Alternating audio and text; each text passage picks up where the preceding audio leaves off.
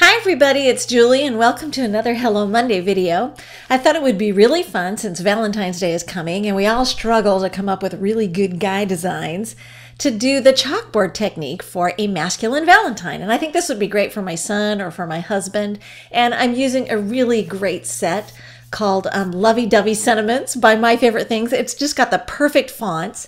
And I'm going to be using some white pigment ink, and you could use Ranger Snowcap or Unicorn by Hero Arts. You need some black cardstock and a white pastel pencil. And I love this Laurel Branch by Savvy Stamps. It kind of gives that whole chalkboard look that, you know, when you look at examples of that, you'll see that kind of Laurel Branch effect going on. So I'm going to start by stamping that Laurel Branch first at the bottom of my panel of black cardstock, and this will help me build the design. So I'll start at the bottom and then I'll add that heart, which it says "You rock," and I think it's such a cool look. I'm just loving this stamp set.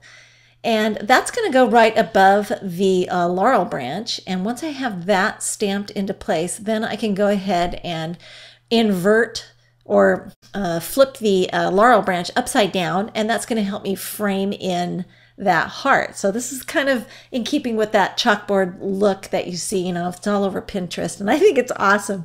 So now I'm going to take a little tiny heart from that stamp set, and there's a couple of little hearts in that set that are different shapes and sizes, and they work perfectly for just adding some extra embellishment. I'm going to heat set that ink before I get moving on to the rest of it so that I don't smear anything while I'm working.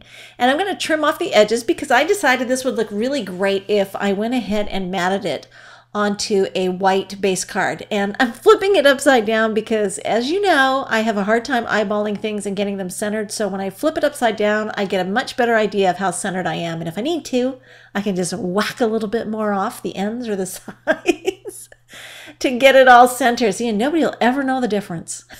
So now I'm going to take that little embellishment corner and go around the corners and get those done. And this that's why I wanted to trim it first and then come back in with those so that I made sure that I was all centered and even. And then I'll go ahead and heat set those again with my heat tool. You can wait for it to air dry, but that takes a while. And of course, I'm always like impatient, so. And I'm going to use those corners to help me do the straight lines. And I just use a straight edge and my pastel pencil to get those nice straight border lines in there. And that just helps bring that whole chalkboard look all together on the design. And then I just used a red colored pencil, and I was really surprised that I could color right over the white ink, and it shows up really well. So that's just another little tip if you wanted to add some color. And then I'm going to take my pastel pencil and I'm just going to start shading and accenting.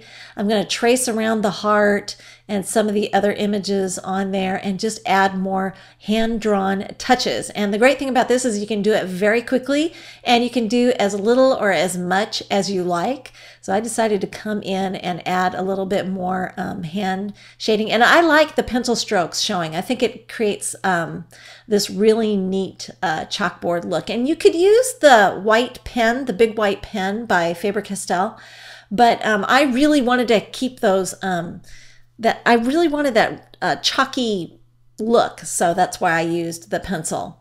And then you can take the Krylon matte finish, or it's fixative, and seal everything so that it doesn't smear. And then you're ready to go ahead and start mounting that to your card front. And I use that matte fixative because the chalk pencil will rub, you know, with the surface of your fingers touching it, it will rub and smear. So if you want to keep everything really clean and set, use that fixative.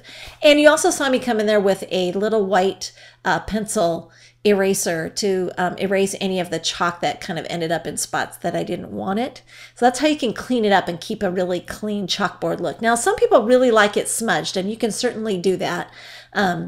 But I wanted a cleaner, crisper look on my chalkboard effect. So I decided to go and clean things up with a little white eraser. But doesn't that look cool? I just think that is such an awesome, terrific look. And it's so quick and easy. And I just like feel so artsy.